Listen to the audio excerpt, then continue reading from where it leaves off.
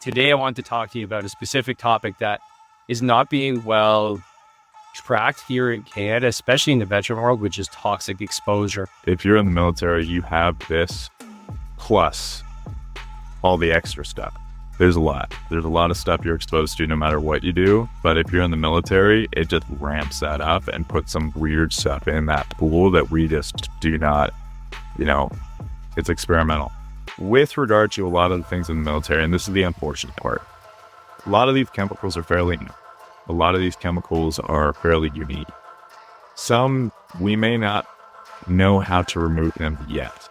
There's absolutely no excuse for us to not be at least covered for exotic cancers and fucked up diseases that pop up. And until I realized how big the problem was, and I talked to Tim, he's like, dude, it's 100% of all of us have never seen. Like, what? She's like, yeah, it's 100% exposure rate.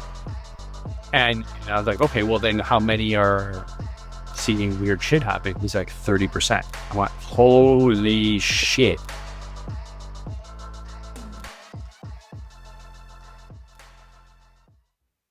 Hey there, Hard to Kill listeners. Today's episode is brought to you by Natesto. Did you know that only 5% of men get treated for low testosterone? Low testosterone is a serious health concern that is rarely discussed, especially in the veteran community. Toxic exposure, mild traumatic brain injuries, and terrible sleep habits can all contribute to a rock bottom total T-score. I want to help improve the health and fitness of the veteran community, and that's why I've partnered with Natesto. Talk to your doctor today and see if Natesto is the right solution for you. Let me fill you in, folks. I've written a new book. It's called Harden the Up. The book is 19 chapters of the best actionable intel on how to get yourself fit, healthy, and moving in the right direction to make yourself harder to kill. I get it. You might be on the fence. Why should I buy another book written by a veteran? Well, I'll tell you why. You want to be cool, right? Well, you're going to want to be like all the cool kids that are saying some really cool things about this book, like Dallas Alexander. He's pretty cool. General Thompson, former task force commander at Kandahar. Tony Chapman, Dr. Elliot Justin. Who else? Oh, Tim Jensen of Grunt Style. Not only did he think the book was cool, he thought it was so cool, he wrote the freaking foreword to the book. Ebook and audiobook drop on the 28th of November. On the 29th, you can get your paperback copy at Amazon. Be one of the first to get your hands on a copy of this amazing book and become harder to kill. Peace. All right, buddy.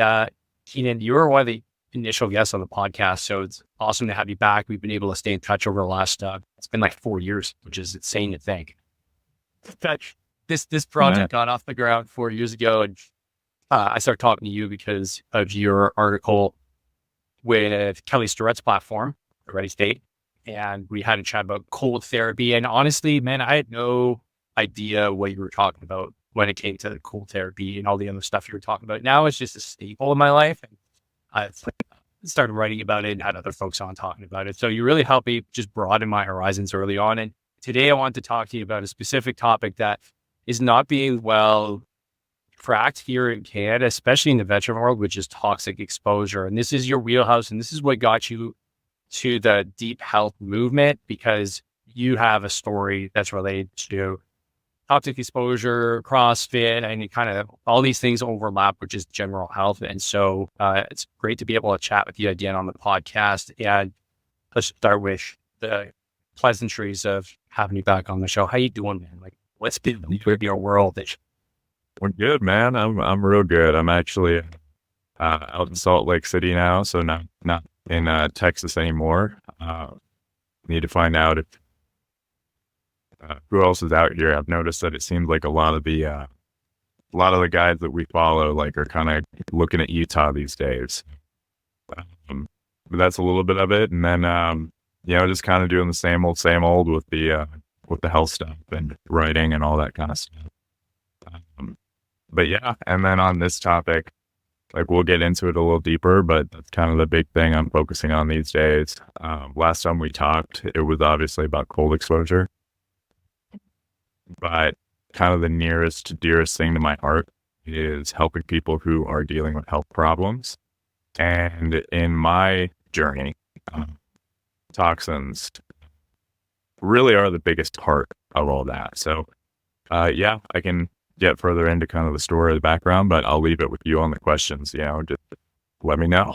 Absolutely, man. Well, one of the biggest things that I want to convey here is that there's a problem. And having spoken to Tim Jensen, who's the president of the Grunstyle Foundation, Marine Corps veteran, he was integral to the passage of the PACT Act in the United States. Those of you who don't know what the PACT Act is, it's the single largest workplace compensation package in human history. So it addresses all the toxic exposure issues that are present in the American military, and actually acknowledges that, yeah, if you were deployed to Afghanistan or Iraq, and I believe it goes back all the way to the Vietnam era, you have a claim if you have something weird happen once you're out of the service. Cancers, exotic diseases. If there can be a causal link, they're addressing it as a service-related injury, and therefore you're covered by the VA, which I think is great. And John Stewart was integral in helping that get passed as well. So we see, meaning we as Canadians, we see this one on the United States. Well, I served in the same environment that Americans served in, same theater of war, same burn pits, same toxic exposure. And according to Tim, 100% of all veterans that served in these locations are exposed to a certain level of toxic exposure, whether it's heavy metals. The amount of things that we're exposed to is very high, radiation, you name it. And based off his numbers, he's saying 30% of those individuals that are exposed develop some sort of exotic disease or cancer. That blew me away, because then that means there is tens of thousands of Canadian soldiers here, because our numbers are obviously a little bit less, are suffering and potentially not covered by our own VA here that should be. And that's something I want to help bring light to. So from your perspective, Keenan, you're more on the tactical side of toxic exposure and what you can do about it. From your perspective, what are some of the things that you're seeing? Because I know you don't work directly just with veterans, you work with general population, but we're humans as well.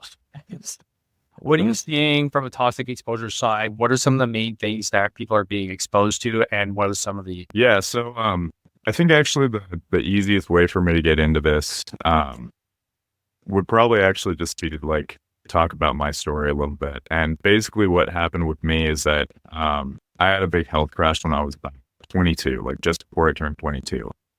And it didn't have to do with like any direct, we're talking about toxins, so you think like toxin exposure and all that stuff. But, for me, what happened is I was an athlete, highly competitive athlete. Basically just kind of overdid it. Anyone who's listened to our other podcast back in the day will have heard this a little bit too, but I didn't go as in depth on like kind of the root causes. But I basically developed chronic disease and mental health problems basically overnight from what I thought was just overdoing it in the gym.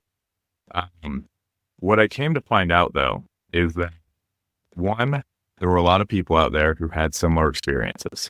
And this sort of scenario where, like for me, I just got to a dry sauna after a hard workout. And I knew I was pushing it, but it's not like it was something I'd never done before. And my heart started skipping beats. I had like a big panic attack. And then over the next month, I still had heart palpitations, couldn't tolerate caffeine, like just big crash.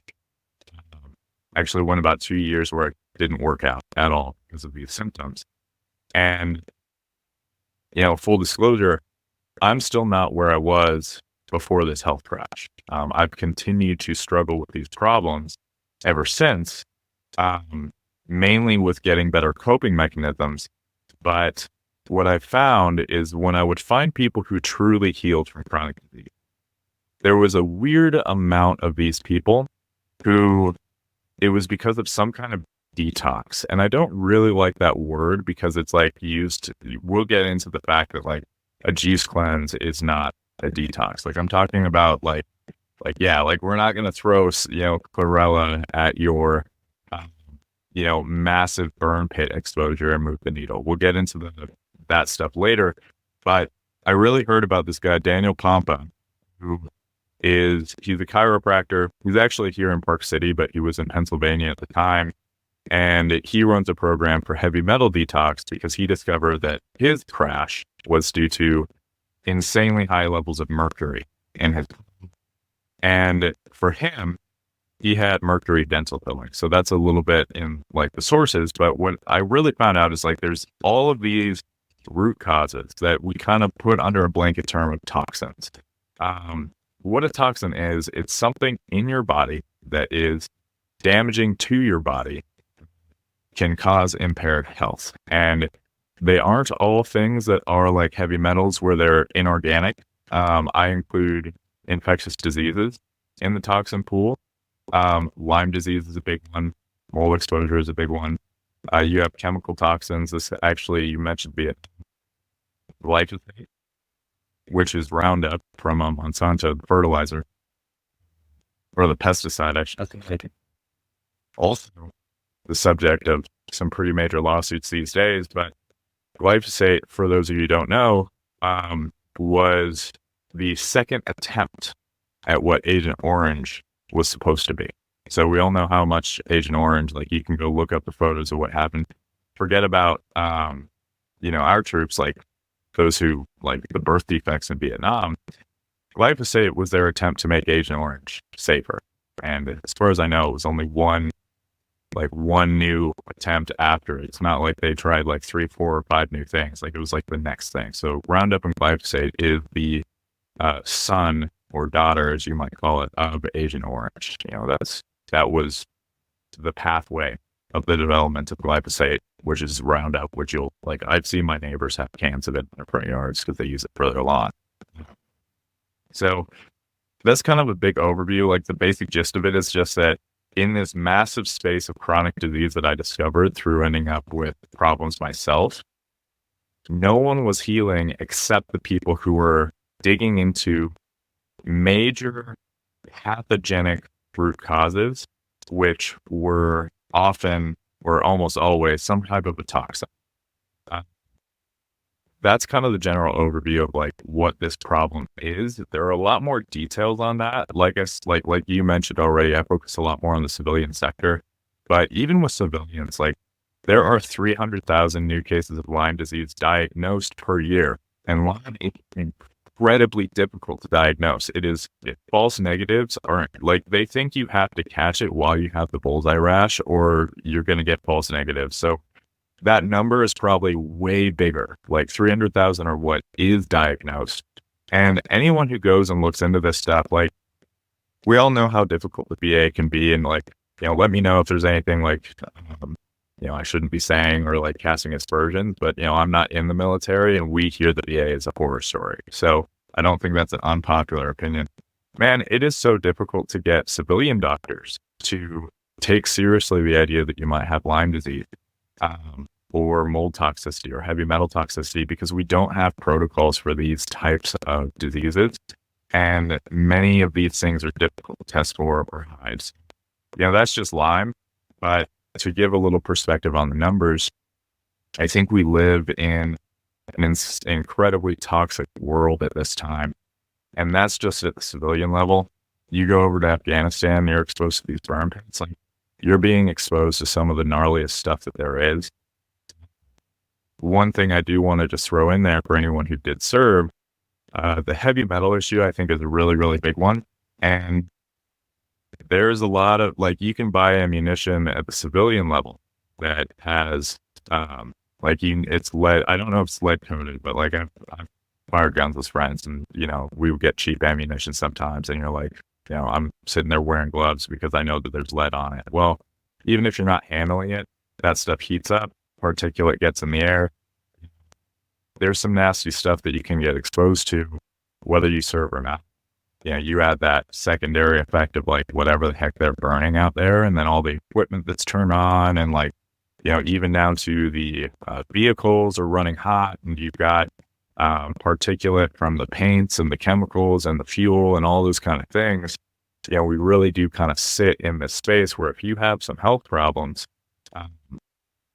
you need to look into this, basically, especially mental health. Like, I think that PTSD and the psychological side is very, very real, but these things are also highly neurotoxic. So a piece of your puzzle might not be that you need EMDR or trauma therapy. That can help. It's really important.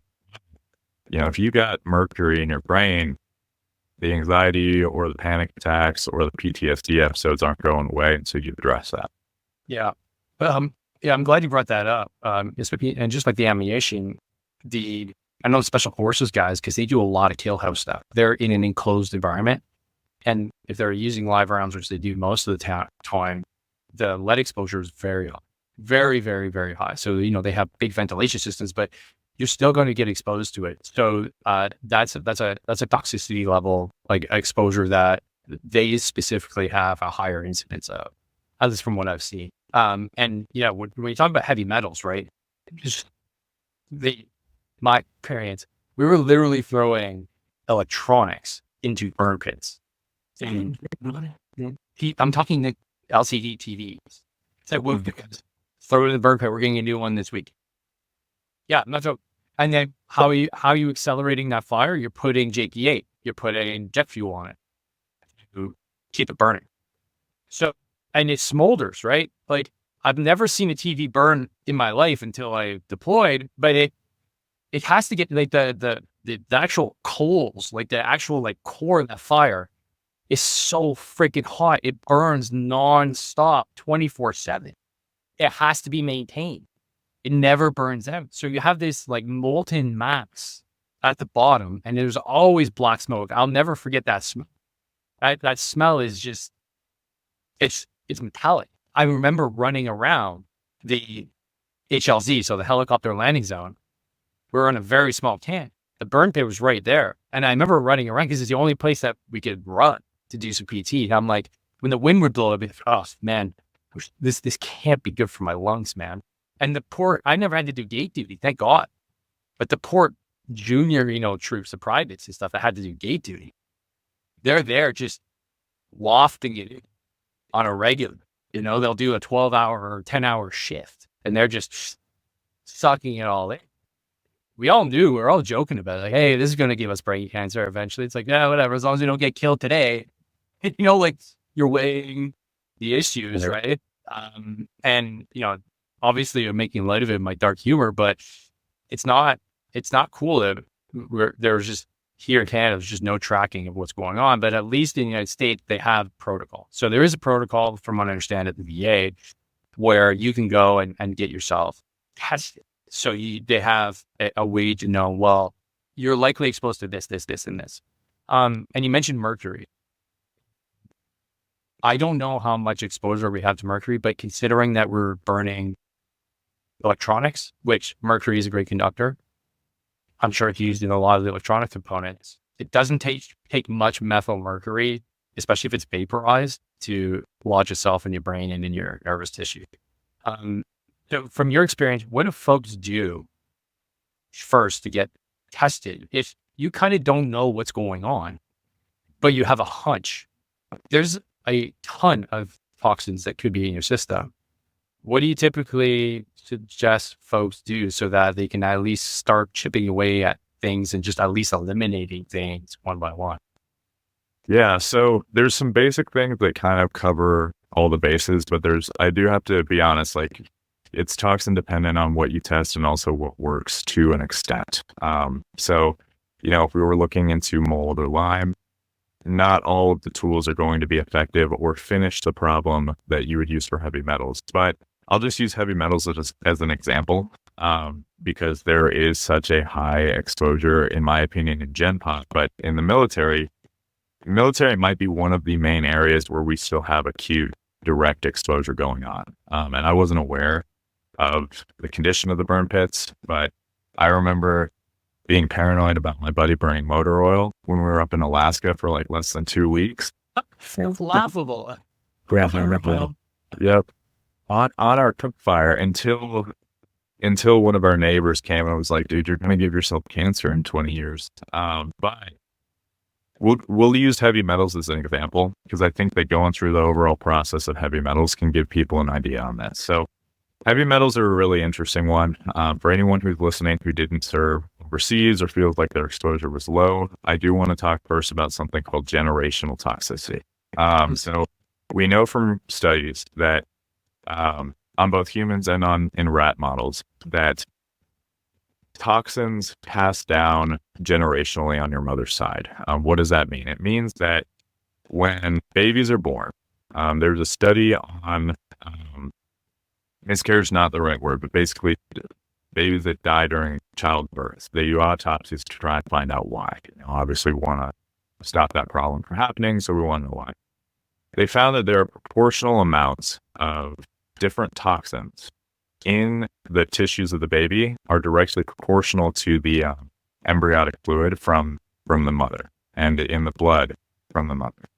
And what's really telling about this is that when women are pregnant, a lot of resources are pulled from their tissues to feed the baby.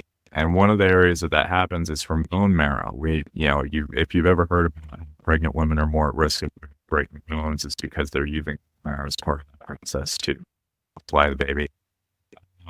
What we've seen is it can take 3 to 7 generations from a mom who has a toxic exposure to mercury and has a toxic level of mercury in their system. It can take 3 to 7 generations before that level reaches a safe level in like offspring. So if your grandparents had toxic exposure, lead paint, lead gasoline, we're not that far removed from the lead generation. At the same time, mercury, silver dental fillings are mercury dental fillings. We know, I've watched the videos of this. You can even run it as an experiment. When hot liquid touches a mercury dental filling, it off-gasses mercury.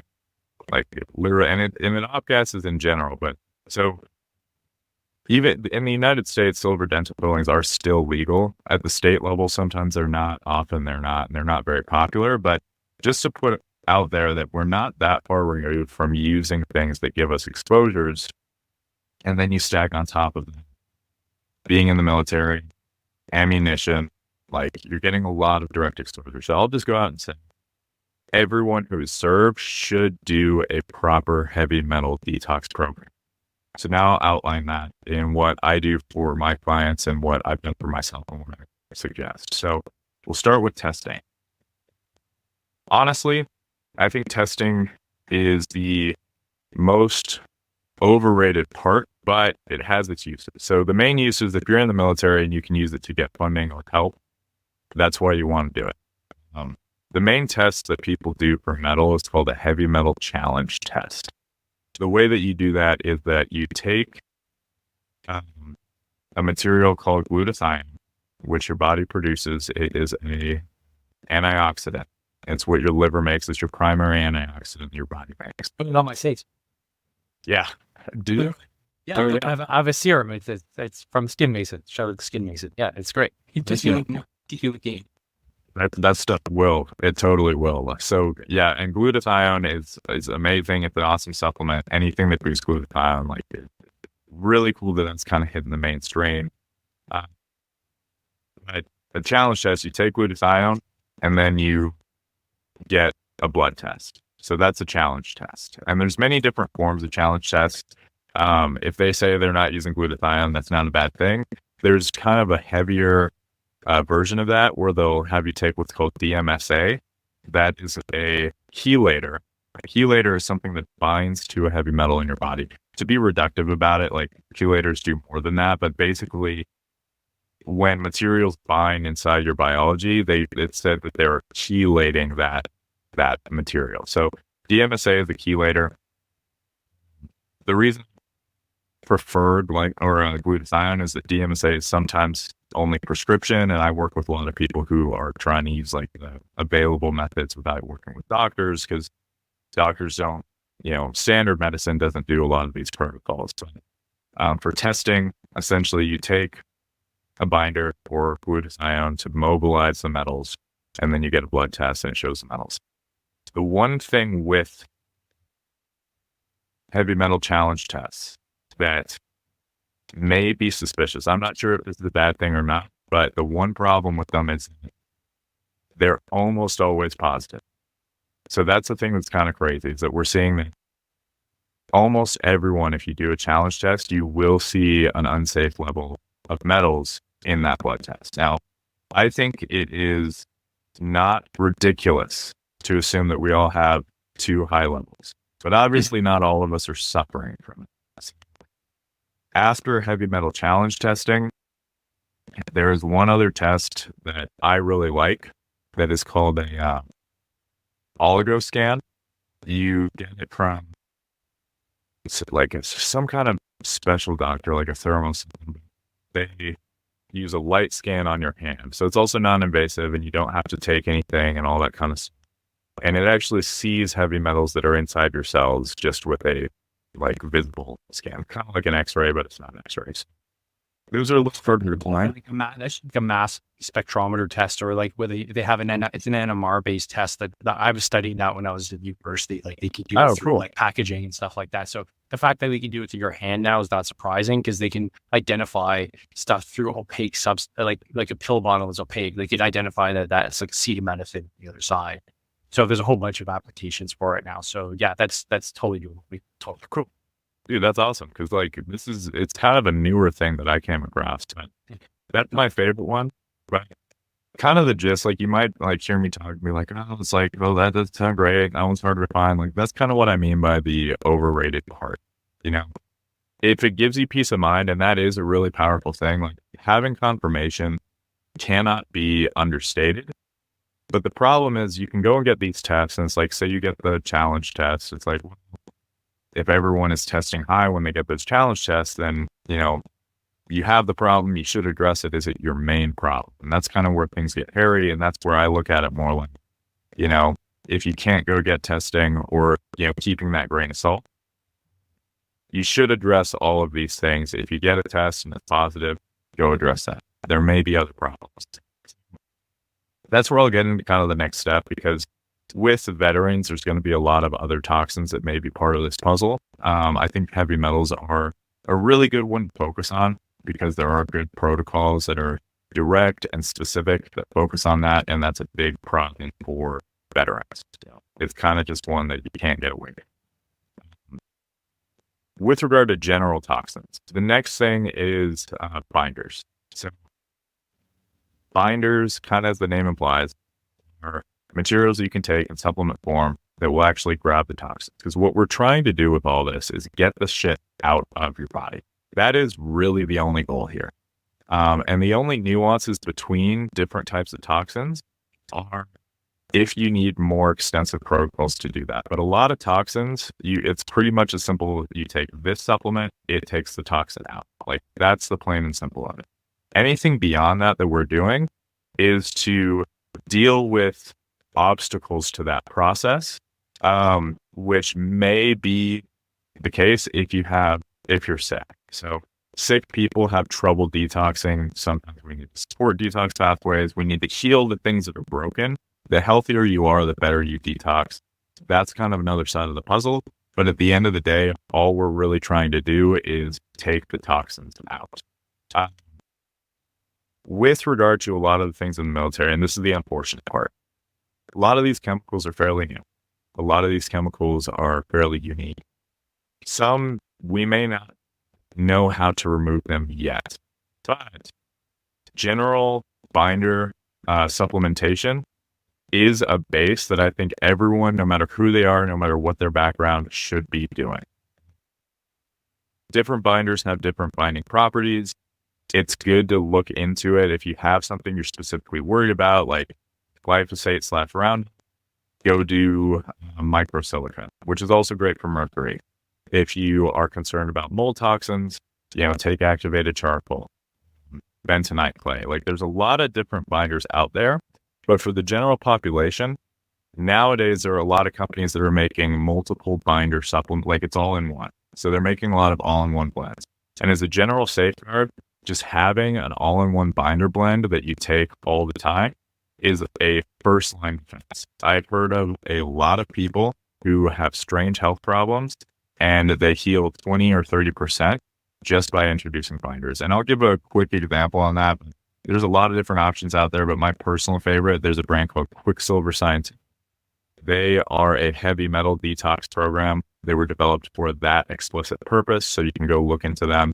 But their broad spectrum binder is probably one of the most extensive I know. It contains most of the best binders I've come across, citrus pectin, activated charcoal, zeolite clay, which just put in perspective for some of those, like citrus pectin is really good for PFAs, which is like all the plastics you hear about. And that's polyfluoral alkyl compounds. That's like forever chemicals. Yeah. Which if you, and that's like kind of my like thing on this is like, I've used a lot of different binder, protocols. I'm like, okay, well, I know that these are good for molds, but what's going to work on the PFAs? As a basic gist, like that's kind of the protocol is like test binders. And then depending on what it is you're focusing on, if you're focusing on specifics, then you might have to go deeper. But testing and binders, like that's kind of an overview of those. Binders are always present in the detox protocols. It seems like there's like practical solutions to address these that don't require major medical interventions. Like, is it safe to say that ancestrally we probably knew how to get rid of a lot of these things and we're probably a bit healthier so that, our liver is our main detoxifier. Like that is the purpose of it. It gets rid of stuff. But when we're exposed to high levels, heavy metals, is it safe to say that the liver just doesn't have the capacity to get rid of it fast enough? Is that basically what we're dealing with here? So they linger and they get stuck in tissues. And if they get stuck in tissues, well, your liver can't address things that are stuck in your tissues. Is that the main issue that we're dealing with? I wish I could say so. I actually don't believe so. With some toxins for sure, like mold toxicity is a good example of one where I think that it's a lot more our environment is whacked out and we could do it on our own and all that kind of stuff. But with a lot of these new toxins like heavy metals and a lot of these inorganic compounds, it's more like there is a level that your liver can handle. But with metals is a really good example of this. Once they get past that certain level, they settle in tissues and they're not going anywhere until you get a chelator to get them out. Your body cannot at any level of health remove them once they are there. And it seems that is bone marrow and brain tissues, kind of the places where where they end up. Yeah, I know, right? Great stuff. It's the best place possible, right? Yeah. Right.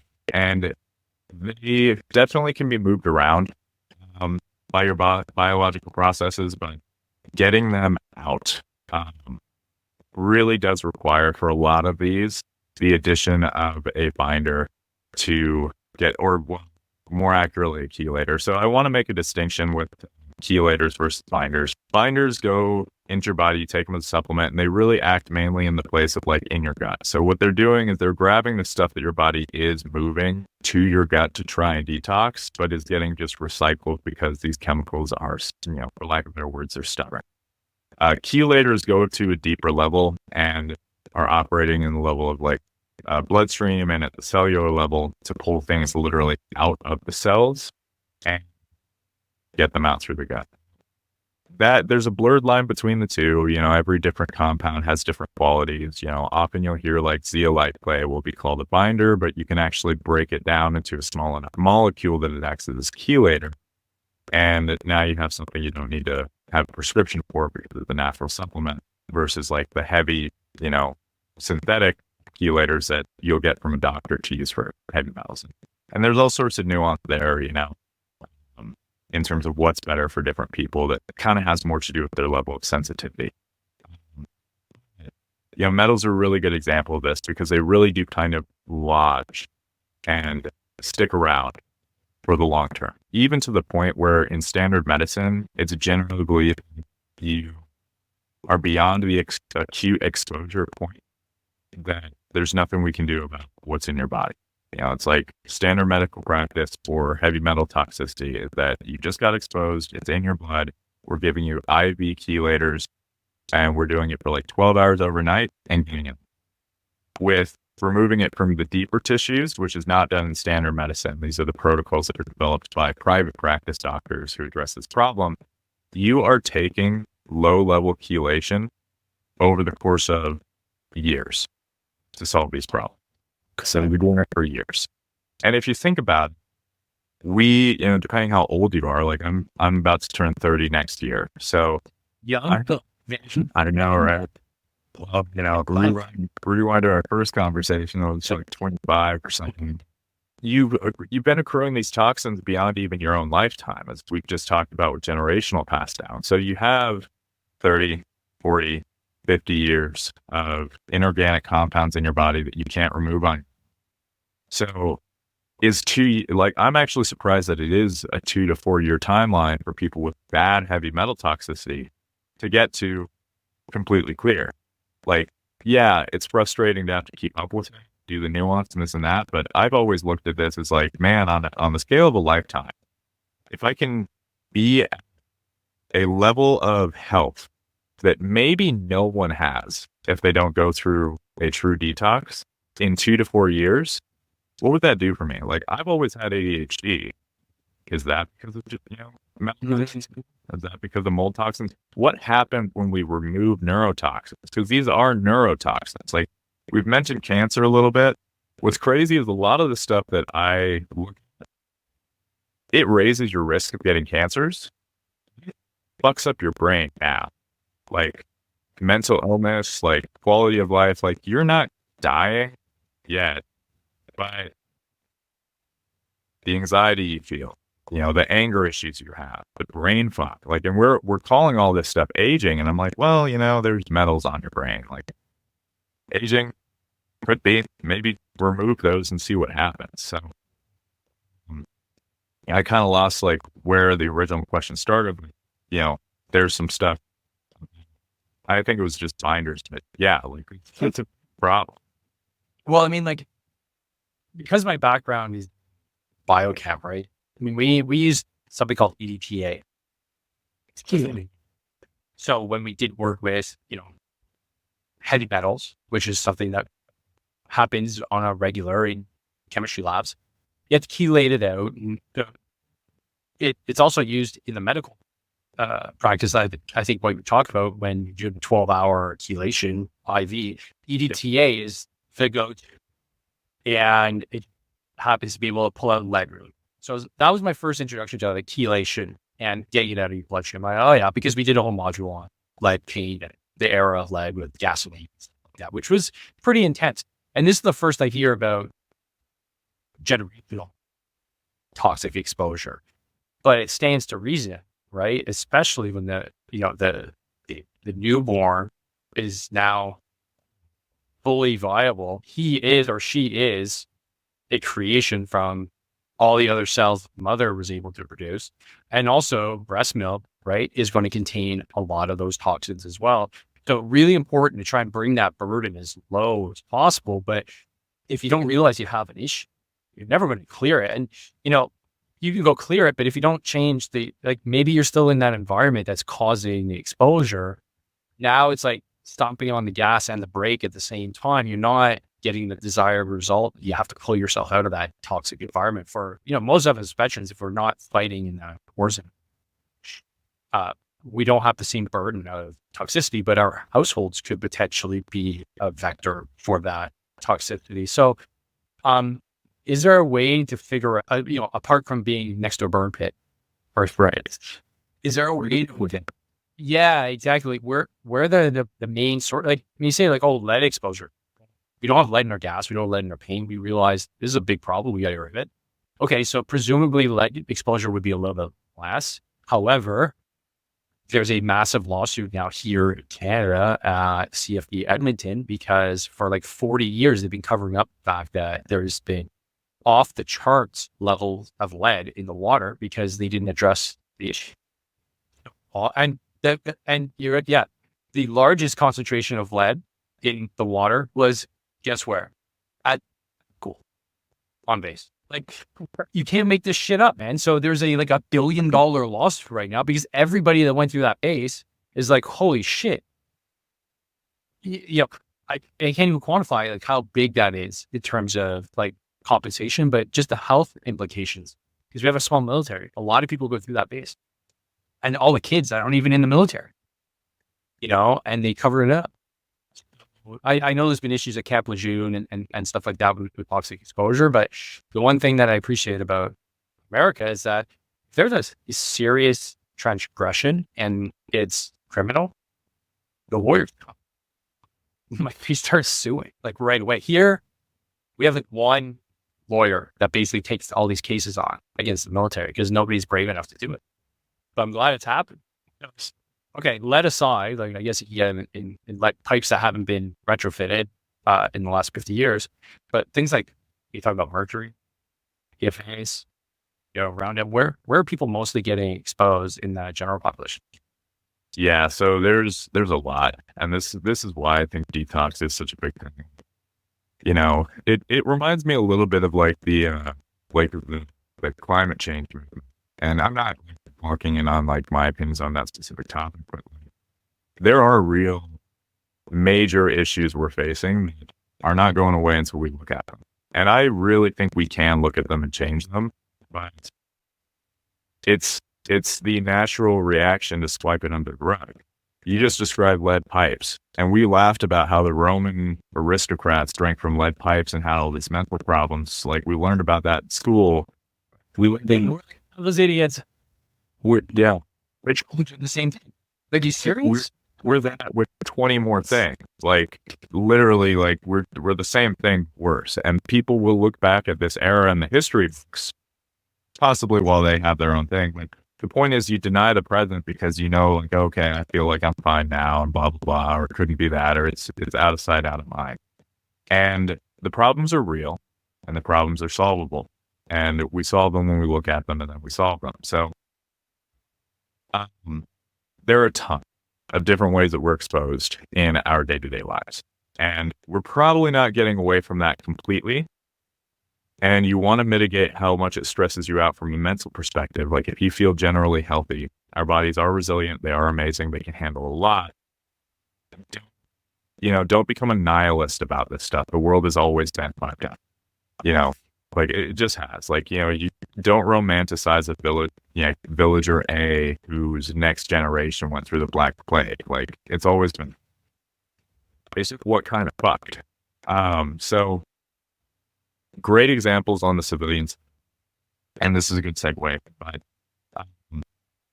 the main one that I see is building chemicals and mold. Mold is a huge one, and that helps us kind of segue into the biological ones, which is relevant with things like the recent, trying to find the right word to use for it, the covert word. And then we'll get the podcast banned. Yeah, exactly. But you know what I'm talking about. But like viruses and all that kind of stuff. Like, I have a specific question on that. So let's get back to that. Okay. We'll circle back. In your day-to-day environment, like you can kind of think of it like overlooked / hidden toxin exposures that are supposed to be no longer a thing, but still are. And that's like finding out, the lead pipes are still there, the lead paint is still there, and we were hiding it and all that kind of stuff. Like that's a big one. Mercury is a more common one because we have exposures, mainly fish is an mercury source. Also more recently, like I was talking about, silver dental fillings. So if you've had silver dental fillings, that is mercury. You have a mercury source there. And then the other big one is aluminum. And that one has a lot of, I think aluminum's kind of the new lead. Like lead, we have done a good job of getting away from, but we haven't really addressed aluminum. And that's your aluminum foil for your baking sheets. It's in food, it's in cans is the big one for aluminum. There's a lot of sources of aluminum. And all you really need to know is like, there are levels of metals in a natural environment. The reason this stuff is a problem is how much of these metals are inorganic forms of these metals and higher amounts than are natural by any, metric. Once you, like, our bodies are finely tuned. Evolution is a pretty specific process. Like, this is why invasive species are so disruptive, is that you put something in an environment that it isn't adapted to. It doesn't have to be very much out of that threshold, and it just cannot deal with it. So you've bumped these metal exposures beyond what a caveman would have by even 10-15%, and now it's storing rather than clearing. That's kind of like a gist of it. I know that doesn't really give like a lot of specific things to look into, except to say like keep mindful of all of the things. And that really gets into lifestyle. Like the biggest defense you have against that is your lifestyle. Eat close to the earth, avoid fish, avoid cans. go follow like Paul Saladino. He's known for the animal-based diet and all that. But what I like is that he's been really, really big on like what your toxin exposures are. And he's actually focusing a lot on the microplastics and the PFAs. Segue on that space, it's mainly going to be your clothing. Clothing is a really, really big one. And I'm a bit of a hypocrite here because I'm wearing some synthetic shorts right now. All of that's it's gasoline. Like they're plastics, they're oil products. Like I am soaking my junk in phytoestrogens right now. And there's some companies coming out who are making new stuff. There's a lot of bamboo clothing and all that kind of stuff. But like you want to, and it's also the pants and stuff like that. And like, again, back to the not getting doom and gloom. Like I'm never going to stop wearing stuff that has like, I like cool looking clothing. Like I like fashion, all that kind of stuff. I plan to get tattoos. There can be metals in tattoos, but there's a lot of organic inks now, so that's not as big of a thing.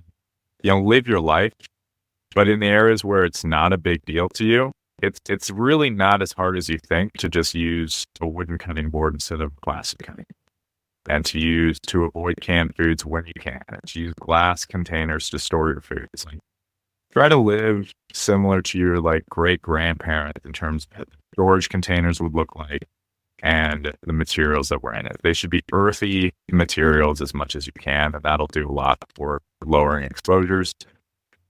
And your food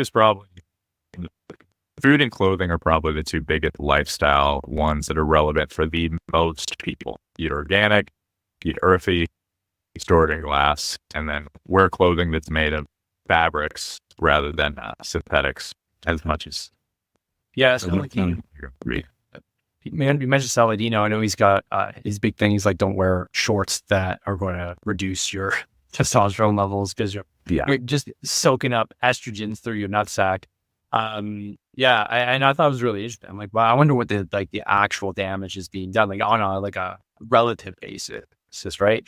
But the fact that you mentioned aluminum, that's actually my newest thing, was to reduce my aluminum load just based off of my deodorant, right? I'm trying to figure out which ones work best so I don't smell like a rabid freaking bear. And my wife actually wants to get close to me and also not have a high level of aluminum in my bloodstream. So I'm like, okay, do I want to get laid tonight or do I want to work on not getting cancer? Which one of these two is more important for me, like right now? So that's the calculus I have to do. Calculus. Yeah, it is. I mean, like, let's be honest, it's a good calculus, man.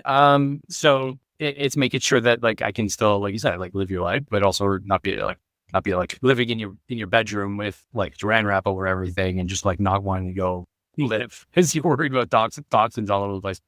But I want to get off the reservation a little bit and see if you have any insights. We just started touching on it on spike protein toxicity. This is something that came up for me about a year ago, and I was like, oh shit. As things started to come out in the wash, I mean, it was clear this intervention was not understood at all. At face value. Hey, this is fine. We haven't done any long-term studies. This will be fine. I really don't think it's fine. And nothing ever is without the long-term studies. Right. Nothing ever is. And exactly, because how do you know the other interactions? You can't run that study. Time is that study. So I got a little freaked out because I got it. But seeing the data on like younger men and what it was doing to them, I kind of was like, oh, shit. So I think psychosomatically created some issues that weren't there. Heart issues that I thought I had. I went through a barrage of tests. Apparently I'm good. So I'm like, all right. But just to be on the safe side, I was looking at a protocol by or Malone. No, not the other doctor. I can't remember. He did an actual study, and he was talking about bromelain, turmeric. I can't remember my other one. So anyways, I started taking that as a daily like preventative to clear. This is the first time I've ever done like a detox like process because it kind of freaked me out a little bit. Do you have any insights as to, is this causing any kind of long-term toxicity issues from what you've seen, and if there is is there a mitigation strategy that might be been? Well, this is a great segue into another root cause. Like, I've been using the word detox. What I really use most is what I call root cause. And this is a philosophy of medicine that I think we need to adopt. It's the idea that our problems are caused by a root cause, that you can build up all the systems. It's like with psychology, it's like coping mechanisms versus healing the trauma. Like, we use a lot of coping mechanisms in medicine. This kind of segues a little towards the root cause I would call general human enteroviruses. And I know we're talking about the technology, spike proteins and that element of it, but what's interesting about that is that a lot of the problems seem to be because you might not have taken that route. You were exposed to the virus. They're like alternate versions of getting exposed to the same thing. Now, I know with the new RNA technology, there's stuff we don't know, so there are elements of that are weird and we don't really know what it is, and it's its own thing. But this virus, especially the first round, was very strange. It was a very odd virus, and we have a number of these powerful, hard to get rid of viruses that are part of our modern environment. Not all of Lyme and its co-infections are technically viruses, but they're a good example of that as well. And there are things that seem to be very effective for that we overlook. Now, there's kind of two sides of this for you specifically. If I were going to suggest something, one thing that I did hear, and I believe is true based on my experience, is that Schmeiber-Schmeckten appears to be very good for long convidia. Long illness. And it may also be that way for whatever reason with regard to that spike protein. It may be, I think everyone should go through a round of it, whether it's the tech or the virus itself. That appears to be helpful, kind of clearing that state. Another one that I found very recently and is really popular for Lyme disease, but is actually great for a number of other viruses. You don't find a lot of things that are natural solutions for AIDS. And rock rose, also known as cistus tea. It's an herb that's from the Mediterranean. It has been observed to it affects all these viruses that are really hard, considered impossible to get rid of. Now, I'm not saying it cures them, but it's a natural compound, a natural tea that has these insanely powerful effects on things like Lyme, things like herpes, things like AIDS. Enteroviruses are viruses your body can't get rid of. Epstein-Barr, which is mono. Everyone has Epstein-Barr if they've ever had mono, but in sick people, it basically activates. And that's how you can go through a stress that doesn't seem related to an exposure. You get in a bad car crash, your system gets affected by that, and these opportunistic viruses that were already there surge and get involved. And, a more fringe topic on that as well is there's some compelling research showing that EMFs from cell phone technology and electronics may also have an activating effect on some of these viruses as well. I don't think cell phone radiation breaks down your DNA. It's not like that. But again, environments, evolution. We evolved for an environment that has a very specific set of electromagnetic frequencies. We were grounded to the earth walking barefoot. All the frequencies were those of living things. They weren't these our things. Everything affects everything. So we keep an eye on that as well. What I would have anyone do, I have heart palpitations. That was the first symptom I got. So when I heard that, the virus attack were causing heart problems, it was kind of, near and dear to my heart, not to be funny. I would take the peptide bioregulator Cello Heart. That, when I am on it, and I've adopted it as something that I take indefinitely now. My heart does not have heart palpitation. I push it hard, I will kind of start to creep back into it, but it is the most normal my heart has felt since my health crash. And the reason for that, what peptide bioregulators do, they are signaling molecules that your body, they prioritize healing, and they directly repair your tissues, but they prioritize healing for those tissues. But what's crazy about them and what's really cool is they alter your genetic expression back to a healthy state. So if we look at all this through an epigenetic quality, peptide bioregulators are signaling molecules. Each of your organs has a specific bioregulator or multiple that you can take as a supplement. They have no side effects. They only cause benefit if it's needed. Like, I've taken them for different organs and not felt anything. I've taken them for others and felt a lot. But you have brain, thyroid, adrenal, liver, thymus, kidneys. So with detox, that's a big one for me, is like, everyone is on peptide bioregulators that I work with, because it's like, if we had to just get your body to act healthy, even with the toxins, this is how we would do it. But it also means it's the best way that we can support your detox pathways and all that. So with regard to this stuff, with all the heart stuff that people are talking about, I think maybe these spike proteins have some type of epigenetic effect, gene activating effect, which is how a lot of this stuff works. You're not born, most people aren't born with arthritis, then you get it. And it's like, how do you unring that bell? Even with removing the toxins, a lot of times your body will heal. But there's some things where even when you remove the root cause, you can't unring that bell. And a lot of autoimmunity is like that.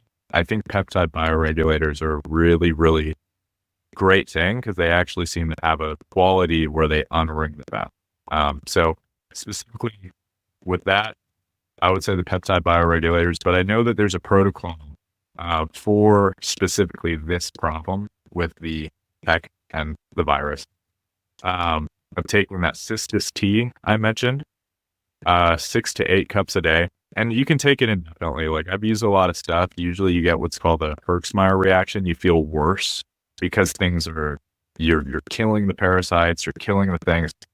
Cystis tea is great because it's really powerful, and very few people feel negatives from it. I don't feel any negatives from it, and I'm very sensitive. So it's kind of something I just do all the time. And then what you would also do is take what's called artemisinin. It's a compound from wormwood. You take it for 1 week on and then 2 weeks off. I can't remember the doses specifically, but the kind I use is 4 capsules a day, like the minimum. And that is a protocol that is very effective for Lyme disease, but it is also very effective for long illness, as we referenced earlier. And it seems like people are also getting benefit if they had issues from the technology, the spike protein technology. So, it's kind of the thing that kind of sucks with this, and you in biochemistry were exposed to this directly. Nature is sort of our pharmacy lab. And almost everything we use is either a derivative or inspired by a natural compound, and we see if we can make it synthetically or concentrated or this or that or the other thing. But you're kind of just throwing darts. And this is something I tell people all the time. It's like, it can feel like there's not a solution for what you're looking for. But you only have to get it right once. And there are a massive amount of compounds out there, and we're constantly learning new things. And we've cataloged a ton of them. And you might feel like you're an expert on this topic and nothing worked.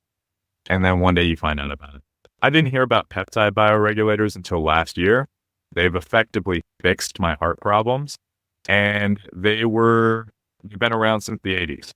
And it's just like, yep, just didn't know about it. Like, okay, cool. Did grow up in Russia, which for the most part is a good thing. But I wouldn't have known about those if I had. So, there's all sorts of solutions, but this new space with the spike proteins, it is new. My suggestion for anyone is just like, go find the frontline, like, independent doctors. Go on the Reddits, go, dive deep, look it up on the podcast. Like, people who are working with these problems, if you find 3 or 4 of them, that's a pretty good net for finding the effective solutions that are happening right now.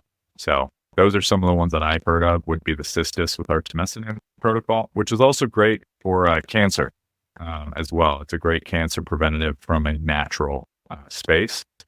So if you're worried about strange cancers as a result of your military toxin exposure, that also might be a good protocol to just kind of do for a while, just as preventative. And there's other stuff there. I'd suggest doing keto and some multi-day fasting and all that kind of stuff. Like there's a lot of great cancer preventatives that are natural and have their benefits too.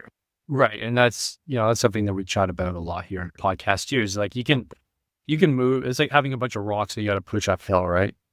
But what's the biggest rock that you can really improve and have a lot of downstream positive effects is, well, get healthier, like improve your general health by exercising and eating a bit better. It doesn't matter. You owe it to yourself to put the effort in for that base, because you'll always have control over it. It takes time too. Like it's the hardest one because you have to learn so much. You have to deal with the psychological, like I've been consistent not having any processed sugar for like the first time in my life where I'm not thinking about it. And I used to directly work with the brands that were pushing like carnivore and animal based. So I'm like editing for their blogs, and it takes me like 3 years later, read all the books, written articles on how to make it as easy as possible to normalize that process. Maybe, we'll see how long I get for a piece of cake that falls in my lab. But it's never going to change that your life with 0 seed oils and 0 processed sugar is going to feel massively better. And you know what? I haven't eaten bread consistently in years. And even when I do these days, it doesn't draw me back into eating bread. It's just like, oh yeah, like that was all right.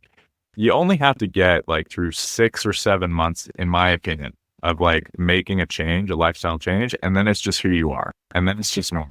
It's like, okay, I don't eat things that have added processed sugar. That's just me. And now you reap the benefits. And the other cool thing is like, if you're having health problems or performance problems, there's all this fancy stuff. Diet and lifestyle doesn't always do it, but a lot of times it does. And the fact that you can do something that won't, generally speaking, cost you more money, that is a lifestyle change, and maybe it solves your freaking lupus or your arthritis or your anxiety or your energy issues. Like, you know what? Go see if you're a Michaela Peterson or a Jordan Peterson, where if all you eat is lamb, your severe rheumatoid arthritis doesn't exist anymore. Like, that's worth finding out. And if it doesn't work, now you have a compass that says, okay, there's a deeper issue like a toxin. And I also have to say, Michaela has been looking very deeply into mold toxicity. She believes that may be a factor in why her family has the problems they have. Speaking of Canada, a lot of cold environments have mold issues in their houses that has to do with the heating system. So mold is a pretty hard one to get away from. Unless you live in like Arizona, you probably, it's an issue in some of the buildings in your area. And everyone's sensitive to it, but it's pretty prolific.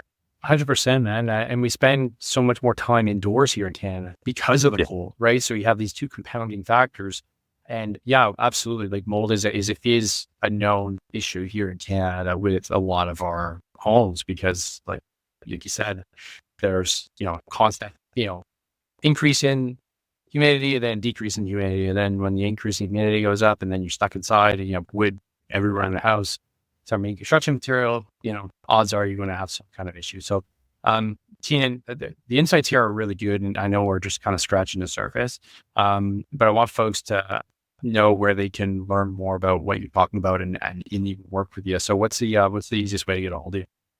Yeah, 100%. So right now, the main thing that I'm doing actively right now is I work with clients directly.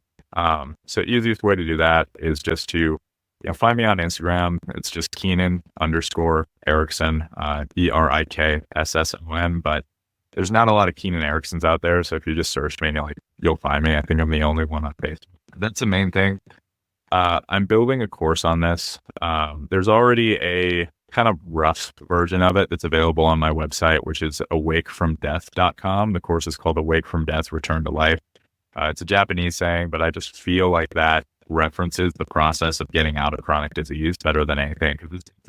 I'm not here to give people coping mechanisms. I'm here to say, what does healing actually look like and how do we do that? So there's a rough version of the course. It's complete. It's just not super refined. but it's only like $30 a month. My big vision with this is that there are protocols for all these things. Daniel Pompa has the Pompa program for heavy metals. Josh Mason has the Detox Dudes, which is a great general program. But almost all of them are video courses combined with mandatory coaching holding your hand. I got sick when I was 22. And I have built the hardest part of this journey is from scratch building a career to fund healing from a place where 22-year-old kid who was doing a part-time job so he could full-time do CrossFit. Like, there was no base, there were no savings, there were none of that. And this stuff is expensive. It's not nearly as expensive as you think. Most people, if you diverted, and I'm not saying get off of your medical insurance, you need it for emergencies, but if you paid the same amount of money that you pay for your medical insurance into a savings fund to just fund these protocols, you could do it. Like, that's what's crazy. It's like $500 to $600 a month, and you could do all of this. Easy. But $500 or $600 a month is a lot for people who, if you're sick, you can't work, you have a rough time working, there's psychological implications, all that stuff. So my big thing on this is like, all these $1,000 courses, they're great. The coaching is absolutely amazing for someone who doesn't have the information and hasn't researched it themselves. But I know there's a lot of people like me who just didn't have that option. So it's $30 a month subscription, or like, I think I have it at $250 to just purchase it, where you just own the course. I don't care if you download the videos all in month one and then unsubscribe. So that's the course. And that is how it will always be. Like, I am refining it massively. It will be completely different from what it is now, other than the bones. So that's what the pricing will be.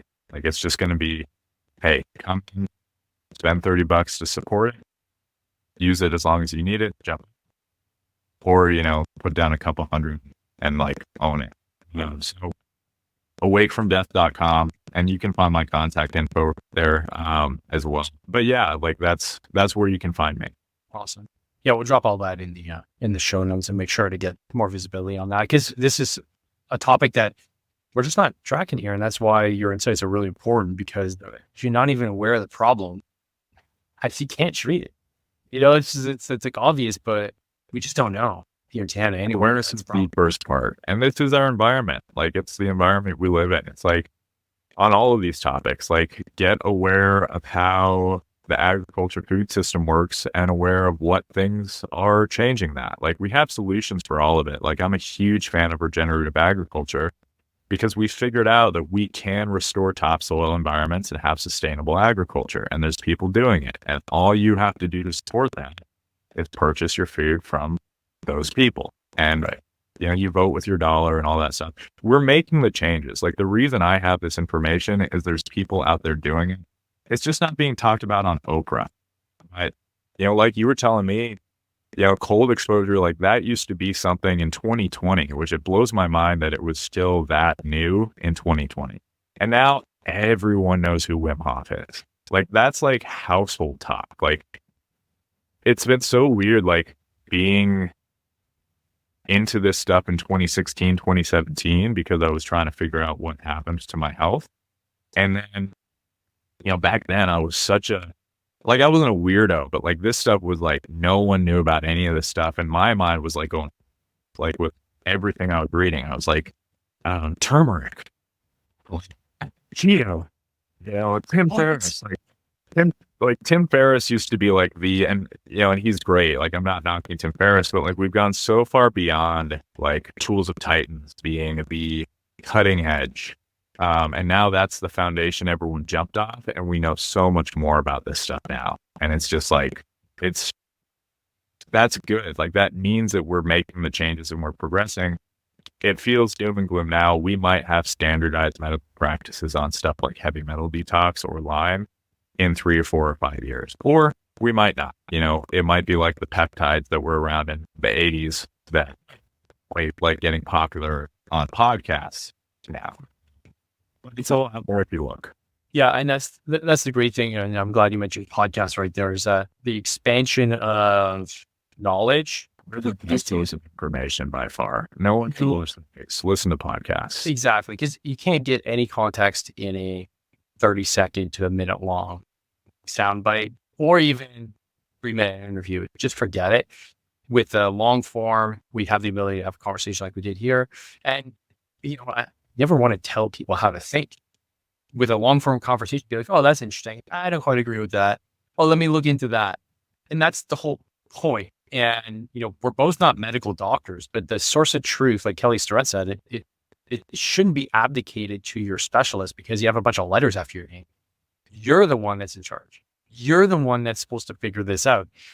Don't go listening to your doctor just because he has an MD after his name and did like an hour of nutrition education during his MD. I take his word or her word as gospel when it comes to nutrition and all the other things. Like they're very specialized in what they do, but I think the era that we're moving into is one of hyper specialization, but also of personal responsibility. We're learning that, oh wait, yeah, we're supposed to actually take care of ourselves and actually learn how our body works because we're all different in terms of what works best for us. And there's generalities, but ultimately we all have our own personal things that we need to get over, and toxic exposure being one of them, especially in the military community, that we need to be more aware of. So Keenan, thanks so much, man. I really appreciate your insights. We're definitely going to be touching base on this topic more as the conversation gets bigger in the veteran world, and you're definitely a source of great information and research, and just a voice of optimism for us moving forward, knowing that you can totally tackle these issues. So thanks again, buddy, and folks, don't forget to train hard, fight easy. We'll see you on the next one.